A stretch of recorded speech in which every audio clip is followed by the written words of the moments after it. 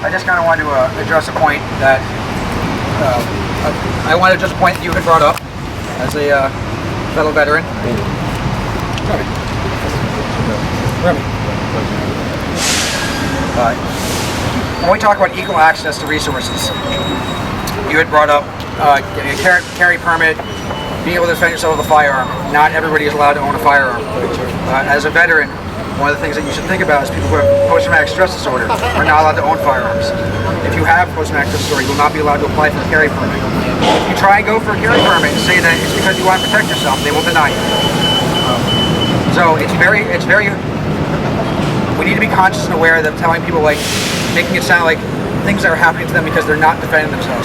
What happens to people isn't because they can't defend themselves, because the other person's an asshole. Absolutely. So, I like to say something. but I mean, I lived and breathed the words I'll deploy, engage in destroy the enemies of the United States of America in close combat. I lived those words for a while, and they failed me because of the color because of my flag was 2 rainbow colors for the Army back in 2006. So, again, it goes back to who can you rely on? I look around me and I say I can rely on you to be there, and you to be there, and you to be there if something happens to me. And if something happens to you, I'm going to be there. And that's what it really needs to be about now. It needs to be about the community coming together and helping one another, and not tearing each other down for one thing or another, but actually being supportive.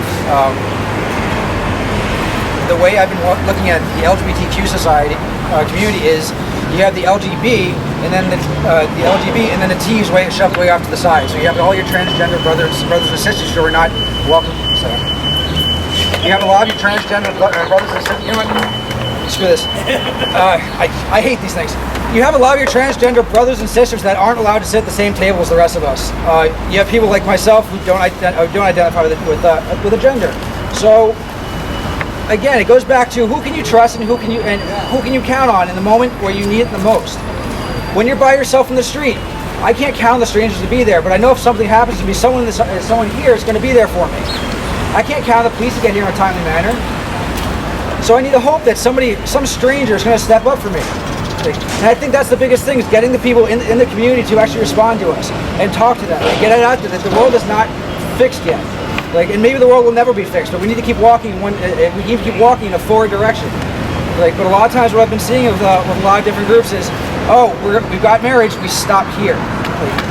We've got some workers' rights, we stop here. We can't stop. And I'm going to relate this to the Black Lives Matter movement. Just because I got something for me, I can't look at them and go, you're on your own. That's just not. It doesn't work that way. Because you know what? If they fail, I fail. If I fail, the person who didn't stand up for me failed. So we need to keep moving forward.